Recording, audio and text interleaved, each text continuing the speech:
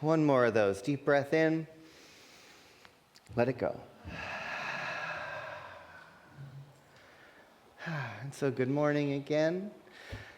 If you don't know me, I'm Reverend Elisha Christopher. I'm the spiritual director and senior minister of this Center for Spiritual Living here in Santa Cruz.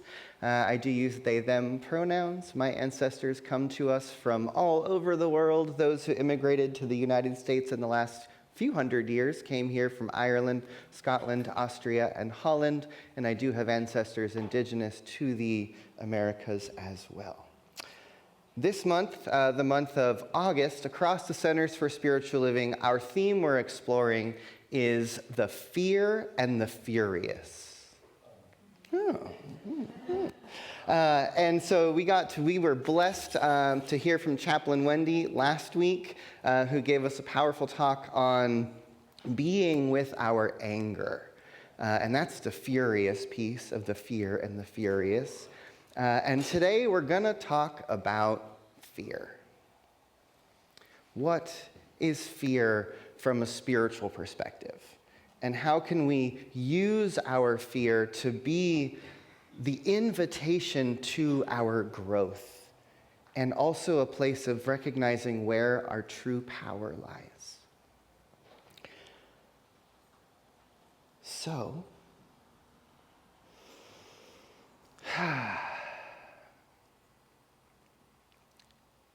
it doesn't feel good to feel fear, does it? No, it does not. And yet, fear is one of those things, like Wendy talked to us last week about anger. Fear is something that is a signal. Fear is something that shows up as a source of information that's telling us something about where we are and what we are experiencing.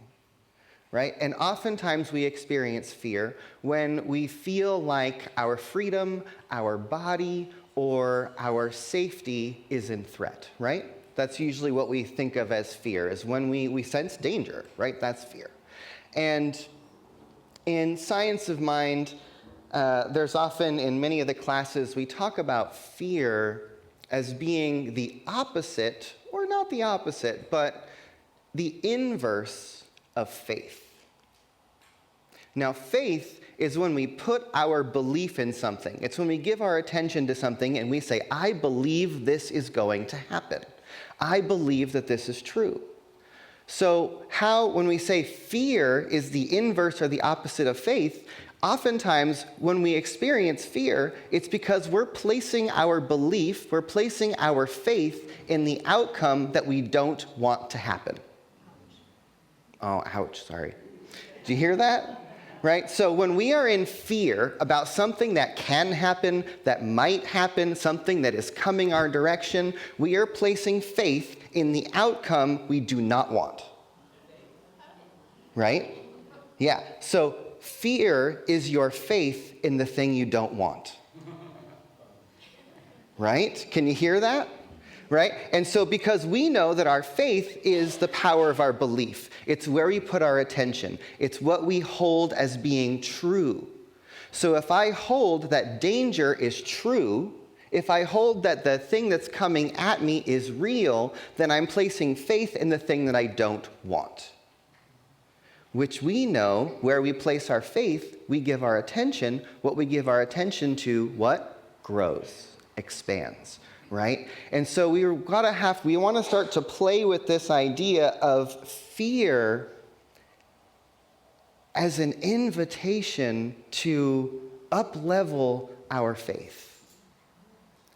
Because if we're placing our faith in the expansion of the fascist takeover of the United States, right? We're putting our belief in this idea that this bad thing is happening. And it shows up in our body as an experience of fear, right? Because within that belief, there's a sense that either our freedom or our bodies are being harmed, right? And so if we place all of our faith in the outcome that we don't want, we are feeding it with our attention. As where hope or faith is looking at the outcome that we do want and giving most or more of our attention to that outcome. right? This is where Michael Beckwith always talks about, you hear Reverend Deborah, you hear me say, we're either pushed by pain or we're pulled by the vision, right? And so fear is investing in the pain, as where faith is investing in the vision. Can you hear that? Right? And also, there's that one aspect of fear. Fear is also that thing that lies outside of the edge of our known experience or our comfort zone. Right? We've all heard the advice, if you really want to grow, if you really want to evolve over your life, do something every day that scares you.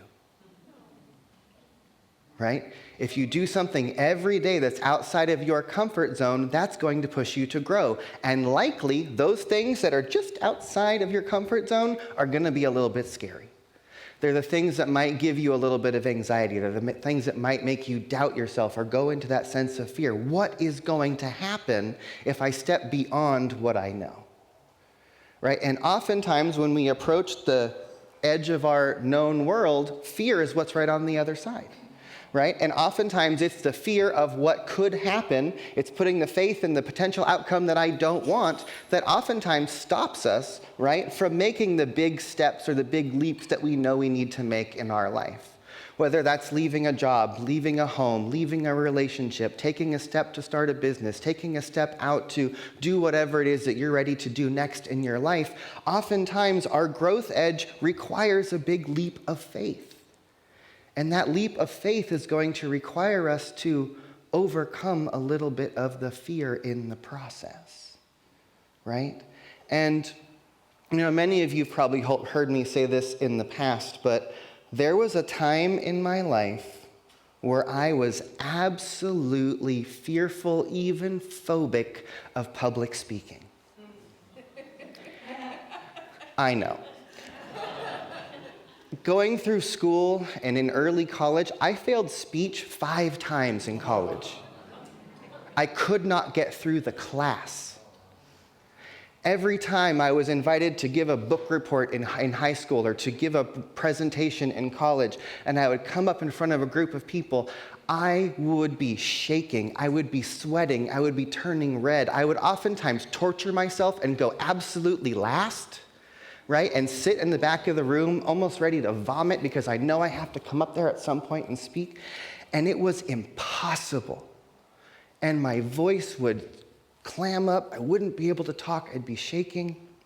And oftentimes where I would feel that anxiety would be right here.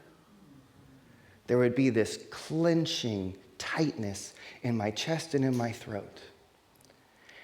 And at some point, someone said to me, Elisha, the body doesn't know the difference between fear and excitement.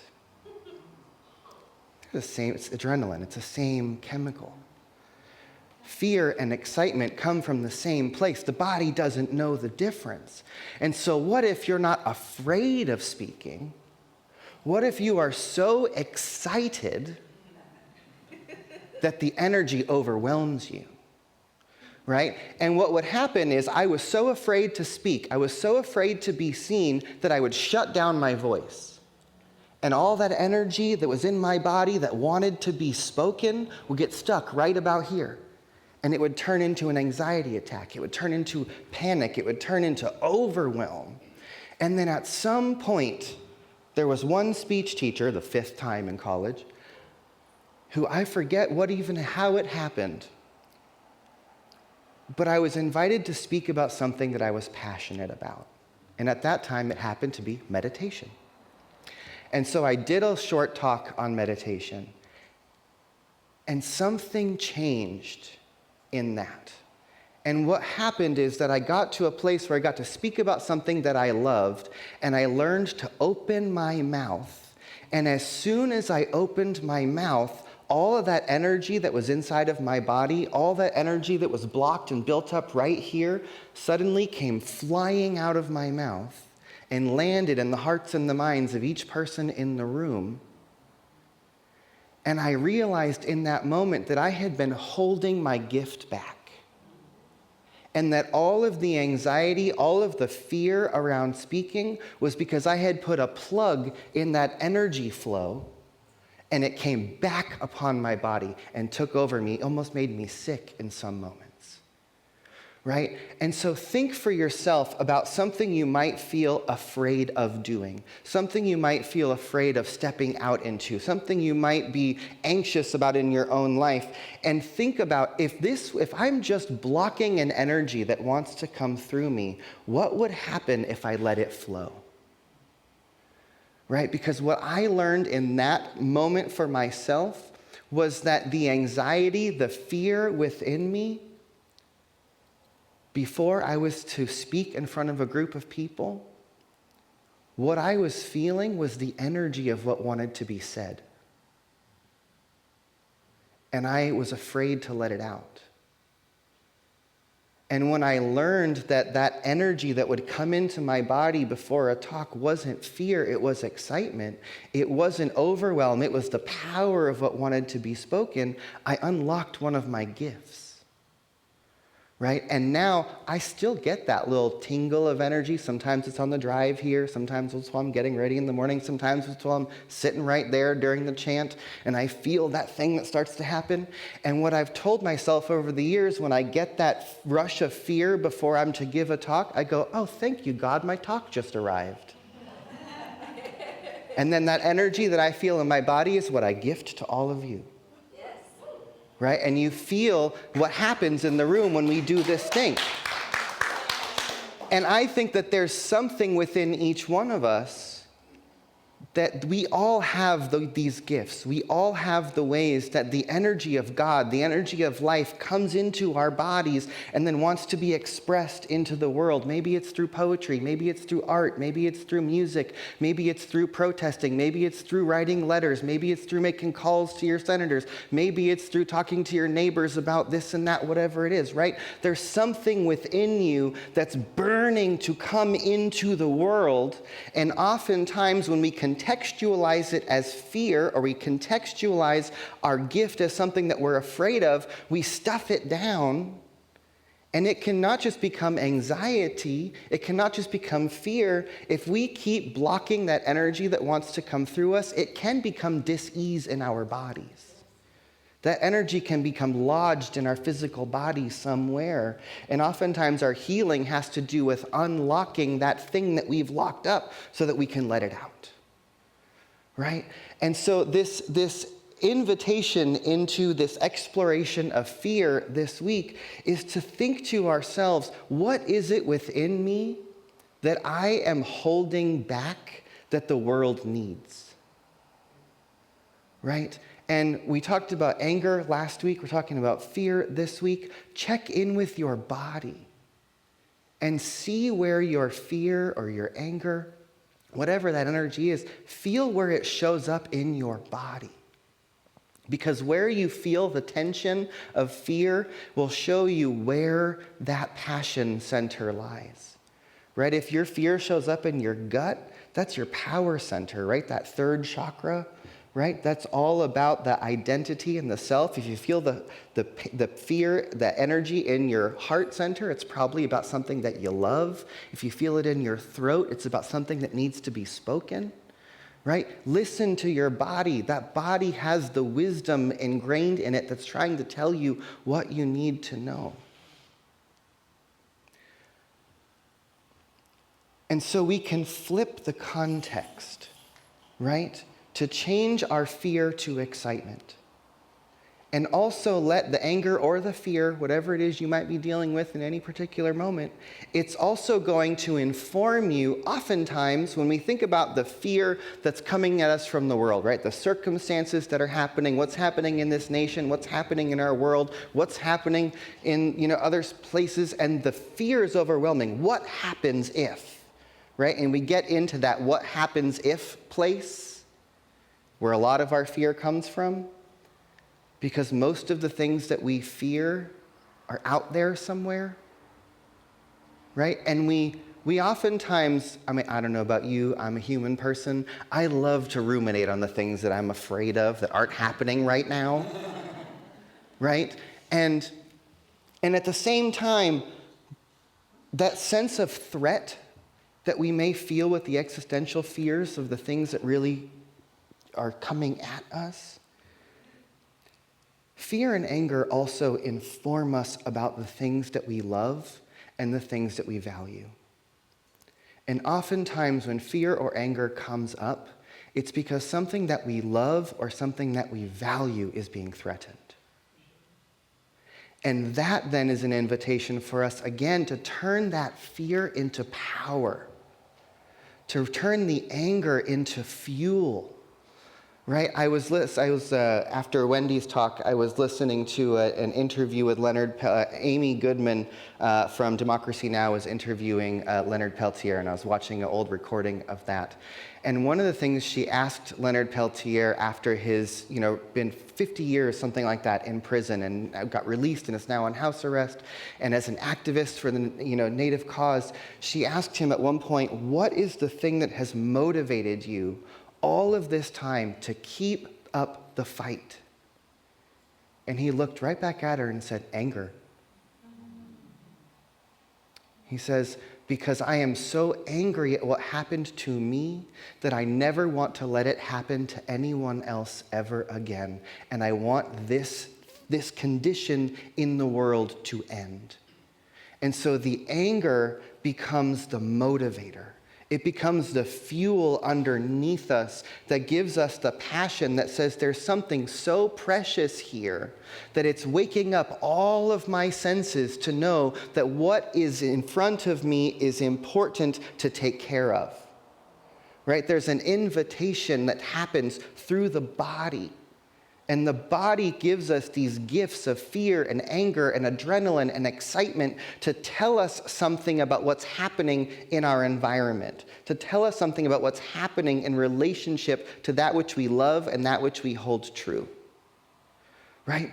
And so we can transmute that fear, we can transmute that anger and turn it into passion. We can turn it into love. We can turn it into motivation.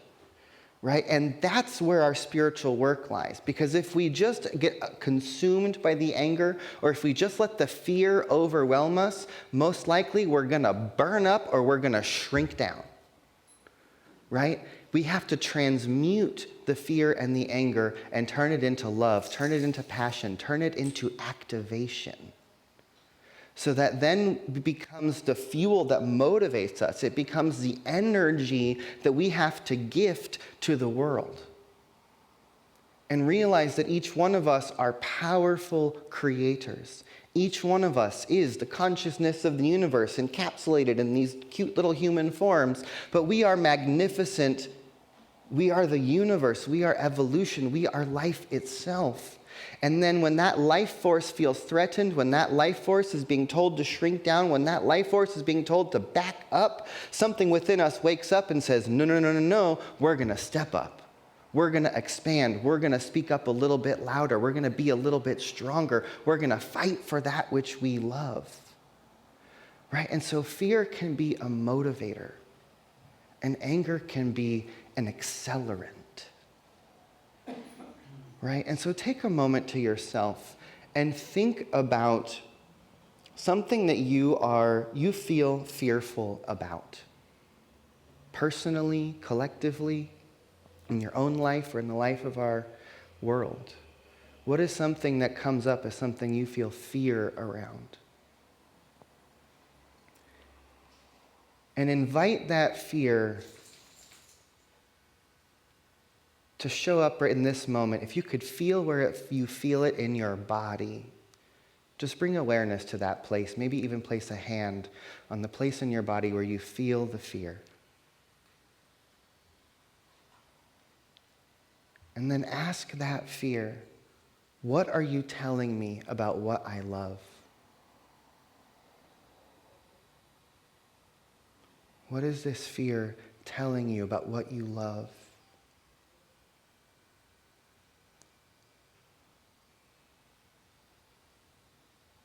And then if you could turn that fear inside out and turn it into excitement or passion, what would it ask you to do?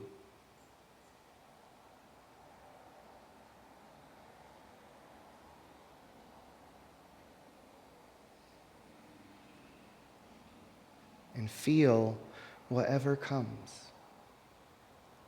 And thank it. Thank the fear. Thank the motivation. And take a breath. And remember that in any moment when we feel fear, we can tune into our physical bodies and feel where that fear is living. And then we can ask that fear what it is informing us about and what it is asking us to do.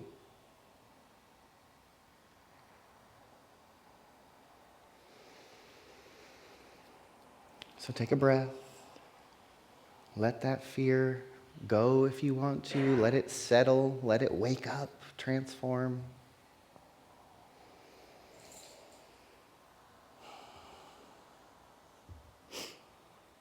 Can I sing you a little song? A friend of mine wrote this many years ago. It's just short, 3 little verses. Hopefully we'll start on a good note. And it goes something like this. Where there's fear, there is power. Passion is the healer.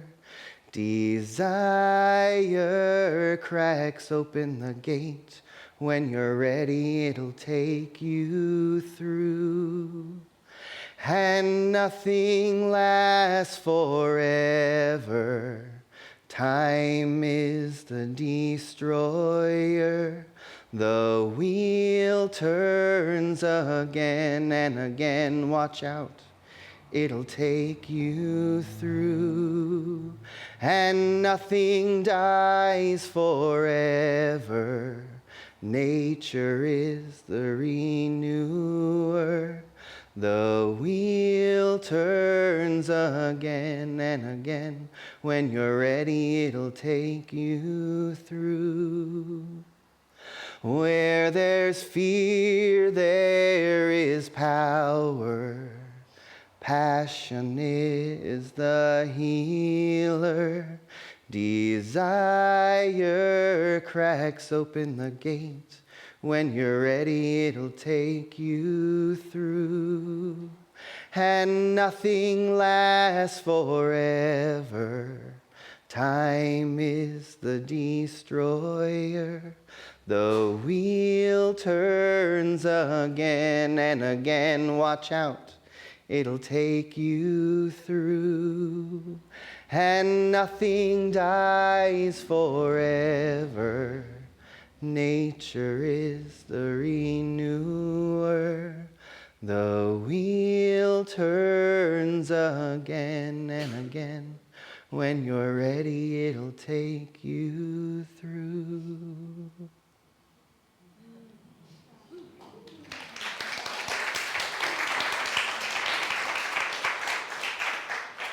So remember that where there is fear, there is power.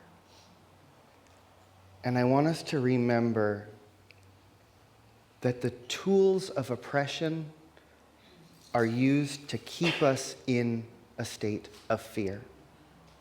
When we are in fear, our nervous system and our brain and our imagination and our belief in possibility get shut down.